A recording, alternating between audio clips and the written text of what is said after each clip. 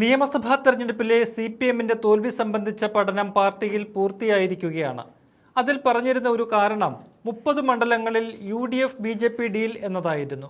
BJPക്ക് 3 MLAമാരെ കിട്ടിയത് UDFന്റെ വോട്ട് കൊണ്ടാണെന്നും സംസ്ഥാന secretary MB Govindan കഴിഞ്ഞ ദിവസം വാർത്താ സമ്മേളനത്തിൽ പറയുന്നത് നാം കണ്ടു.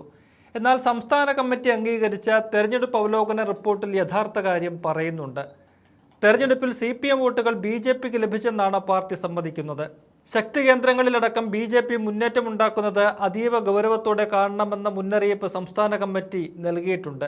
CPMന്റെ രാഷ്ട്രീയ വോട്ടുകൾ BJPയിലേക്ക് ചോരുന്നുണ്ടെന്ന ഏറ്റുപറച്ചിൽ പാർട്ടിക്കുള്ളിലാണ് നടന്നിരിക്കുന്നത് എന്നതാണ് പ്രധാനം. BJP ജയിച്ച 3 സീറ്റിലും LDFന്റെ വോട്ടുകൾ വലിയ രീതിയിലാണ് ചോർന്നത്. 2021 തെരഞ്ഞെടുപ്പുമായി താരതമ്യം ചെയ്യുമ്പോൾ ചാത്തന്നൂരിൽ 11,771, നേമത്ത് 3,623, കഴക്കൂട്ടത്ത് 17,554 വോട്ടുകളാണ് നഷ്ടമായത്. എന്നാൽ സഖാക്കളും നേതാക്കളും പ്രചരിപ്പിക്കുന്നത് മറിച്ചാണ്. അടുത്തിടെ പ്രതിപക്ഷ നേതാവ് പിണറായി വിജയൻ നിയമസഭയിലും പറഞ്ഞത് 3ഇടത്തും UDF വോട്ട് കൊണ്ടാണ് BJP ജയിച്ചതെന്നാണ്. എന്നാൽ അതിന് മുഖ്യമന്ത്രി VD സതീശൻ സഭയിൽ തന്നെ കണക്കുകൾ നിരത്തി മറുപടി കൊടുത്തിരുന്നു.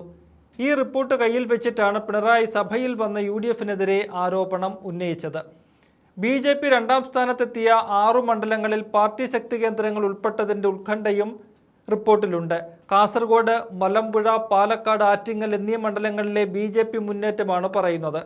മലമ്പുഴയും ആറ്റിങ്ങലും ജയിച്ചെങ്കിലും 2021 വോട്ട് കുറഞ്ഞു. ഇതൊക്കെയും പോയത് BJPയിലേക്കാണ്. ഇക്കഴിഞ്ഞ ലോക്സഭാ തെരഞ്ഞെടുപ്പിലും CPMന്റെ ശക്തി കേന്ദ്രങ്ങളിൽ പലതിലും BJP മുന്നേറ്റം നടത്തിയിരുന്നു. ആലപ്പുഴ, ആറ്റിങ്ങൽ ലോക്സഭാ മണ്ഡലങ്ങളിൽ അത് കണ്ടതാണ്. തങ്ങളുടെ വോട്ട് ബാങ്കായ ഈഴവ സമുദായത്തെയാണ് BJP ലക്ഷ്യമിടുന്നതെന്ന് CPMന് വ്യക്തമായി അറിയാം. അത് BDJSലൂടെയാണ് BJP സ്വന്തമാക്കുന്നത്. അതിന് തടയിടാനാണ് ഇക്കഴിഞ്ഞ തെരഞ്ഞെടുപ്പിൽ CPM മൃദു ഹിന്ദുത്വ സമീപനം സ്വീകരിച്ചതും ന്യൂനപക്ഷങ്ങൾക്കെതിരെ തിരിഞ്ഞതും. SNDP യോഗം ജനറൽ സെക്രട്ടറി വെള്ളാപ്പള്ളി നടേശന്റെ ന്യൂനപക്ഷ വിരുദ്ധ പരാമർശങ്ങളെ തള്ളിപ്പറയാഞ്ഞതും അത് മുഖ്യമന്ത്രിയായിരുന്ന പിണറായി ഉൾപ്പെടെ ഏറ്റുപിടിച്ചതും സമുദായത്തെ ഒപ്പം നിർത്താനും ഹൈന്ദവ വോട്ടുകളെ തങ്ങളിലേക്ക് അടുപ്പിക്കാനുമായിരുന്നു. ആഗോള അയ്യപ്പ സംഗമത്തിന്റെ ലക്ഷ്യവും മറ്റൊന്നായിരുന്നില്ല. എന്നാൽ തെരഞ്ഞെടുപ്പ് ഫലം വന്നപ്പോൾ ഈ നീക്കങ്ങളൊന്നും വിജയിച്ചില്ലെന്ന് തെളിഞ്ഞു.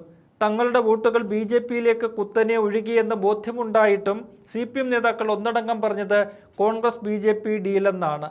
എന്നാൽ ഒടുവിൽ ഗതികെട്ട് സത്യം വിളിച്ചു പറഞ്ഞത് തങ്ങളുടെ നിലനിൽപ്പ് തന്നെ അപകടത്തിലാണെന്ന തിരിച്ചറിവിനെ തുടർന്നാണ്.